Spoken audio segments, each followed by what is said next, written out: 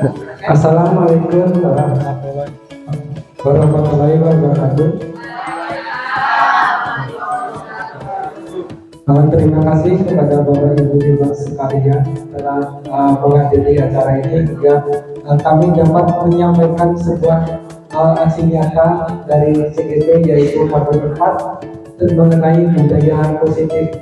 Perkenalkan, saya Setia Dwi Faterianto, saya CGP Angkatan 7 dari SD Negeri Banyumas 1 Kabupaten Bogor. Pada modul 1.4 ini ada beberapa topik yang kami diperkenalkan, yaitu disiplin positif dan nilai-nilai kebajikan universal, dari motivasi, hukuman dan penghargaan, serta restitusi, keyakinan kelas, kebutuhan dasar manusia, dan dunia berkualitas, 5 posisi kontrol, dan yang terakhir adalah segitiga restitusi. Yang pertama adalah disiplin. Disiplin positif merupakan unsur utama dalam konsep budaya positif. Kata disiplin identik dengan kepatuhan. Jika dibawa ke dalam pembelajaran, maka yang terbayang adalah murid yang patuh taat aturan kelas, patuh pada tata aturan sekolah, jika melanggar akan terkena hukuman. Itu adalah mengenai disiplin. Nah, oleh karena itu konsep disiplin positif mengacu kepada bagaimana seorang guru agar murid ini dapat sesuai harapan kita, bagaimana perilakunya sesuai dengan yang kita harapkan dan sesuai aturan yang diberlakukan. Kemudian yang kedua adalah nilai kebajikan universal, di mana nilai kebajikan adalah sifat positif manusia yang merupakan tujuan mulia yang dicapai setiap individu. Nilai kebajikan universal ini artinya berlaku universal lintas bahasa, suku, bangsa, agama maupun latar belakang. Jadi contohnya cara berpakaian menurut lintas bahasa, menurut suku agama apapun dalam berpakaian tentunya ada nilai kebajikan universal yang dianggap baik. Nah, dalam kurikulum ini ada salah satu nilai kebajikan yang telah diterapkan, yaitu dinamakan dengan profil pelajar Pancasila, di mana di situ terkait ada 6 aspek seperti kreatif, bergotong royong, berkebinekaan global, beriman bertakwa kepada Tuhan Yang Maha Esa, mandiri, bernalar kritis. Nah, nantinya kalau kemarin kan RPP kita kenal. Nah, RPP yang nanti di kurikulum ini harus memuat paling tidak nilai-nilai dalam profil pelajar Pancasila. Kemudian berikutnya adalah teori motivasi. Nah, setiap anak datang ke sekolah itu dapat dikelompokkan menjadi 3, yaitu yang pertama untuk menghindari ketidaknyamanan atau hukuman. Mungkin kalau anaknya tidak berangkat sekolah akan dihukum sama orang tuanya atau bagaimana.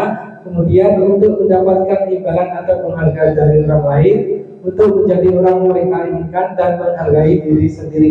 Nah, itu adalah teori motivasi anak untuk datang ke sekolah. Nah, pada hari ini juga Bapak Ibu guru hebat sekalian tentu punya motivasi untuk datang ke acara KKG ini di SD Negeri Banyumas 3, tentu memiliki motivasi tersendiri. Nah, saya ingin mendengar motivasi dari Pak Jejen datang ke sini untuk apa?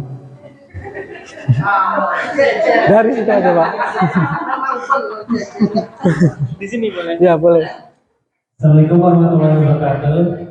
Perkenalkan, nama saya Jejen. Motivasi saya untuk mengikuti PKK ini adalah untuk meningkatkan wawasan saya dalam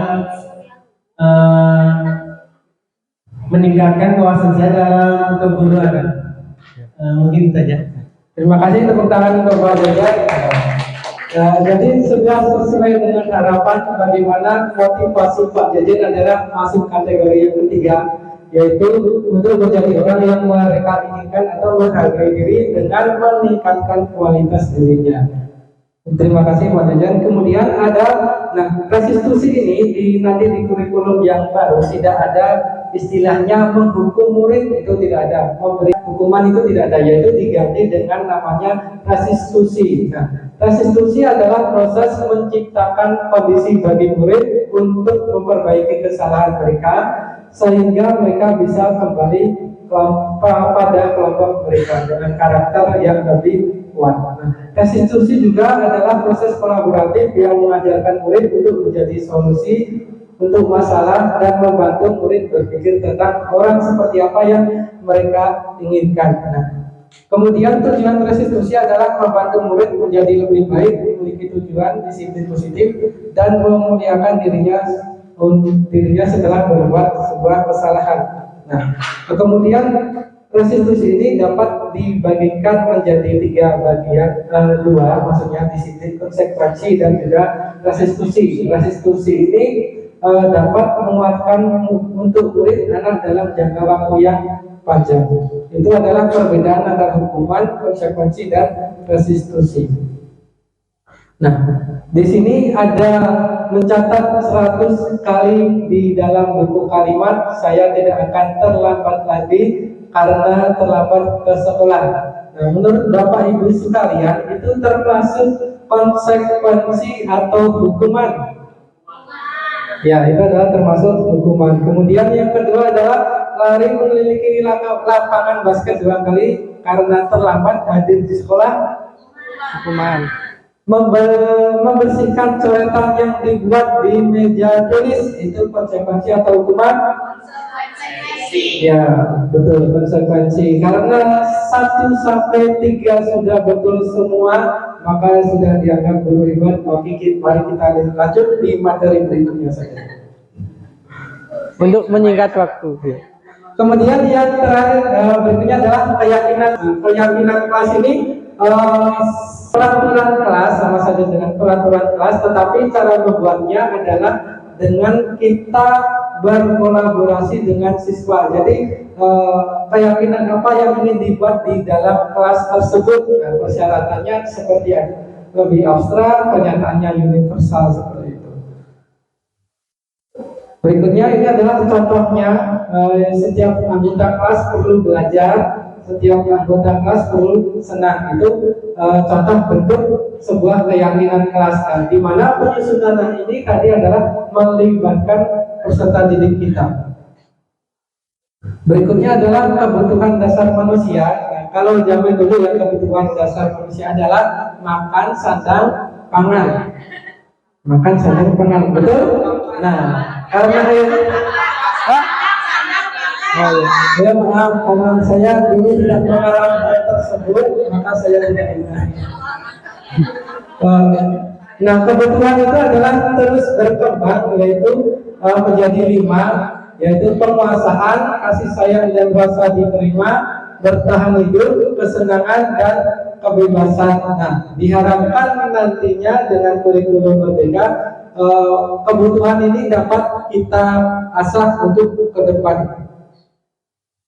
Nah, kemudian 5 posisi kamu, yaitu ada yang sebagai penghukum, pembuat orang merasa bersalah, ada sebagai teman, pemantau, manajer. Nah, dari istilahnya tersebut, saya ingin mendengar dari suaranya Pak Agus.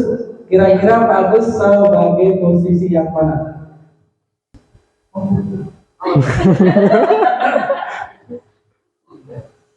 Assalamualaikum warahmatullahi wabarakatuh. Dari 5 posisi kontrol tersebut, saya pribadi, dan memang dari sisi saya itu, di situ saya sebagai penghukum. Dikarenakan saya karena memiliki kebanyakan dalam, padahal hati saya sudah berusaha. Padahal ini Pak.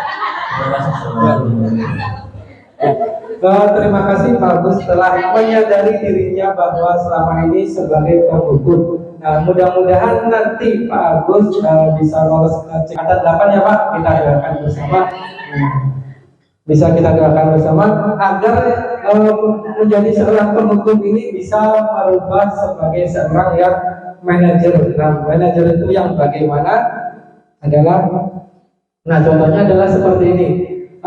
Diharapkan kita bisa berada di posisi teman, pemantau, atau yang paling baik adalah di posisi manajer. Bagaimana posisi manajer ini kita bagaimana upayanya kita mengelola anak untuk dapat mengatur dirinya sendiri. Nah, seperti inilah gambarannya. Mungkin kita lanjut. Yang pertama, berikutnya adalah segitiga restitusi. Ada 3 langkah: stabilkan identitas, validasi tindakan yang salah, menanyakan keyakinan. Nah, dalam memberikan restitusi yang tadi kemarin kita yang kenal dengan hukuman, itu ada kalimat-kalimat yang untuk menstabilkan identitas. Contohnya adalah berbuat salah itu tidak apa-apa. Itu ketika kita memberikan sebuah restitusi. Kemudian dilanjutkan dengan padahal kamu bisa melakukan yang lebih buruk dari ini ya, atau kamu pasti akan melakukan hal ini. Kemudian baru dikaitkan dengan keyakinan kelas yang telah disusun. Contohnya apa nilai-nilai umum yang kita telah kita sepakati bersama. Nah, demikian yang dapat kami sampaikan. Kurang lebihnya mohon maaf. Assalamualaikum warahmatullahi wabarakatuh.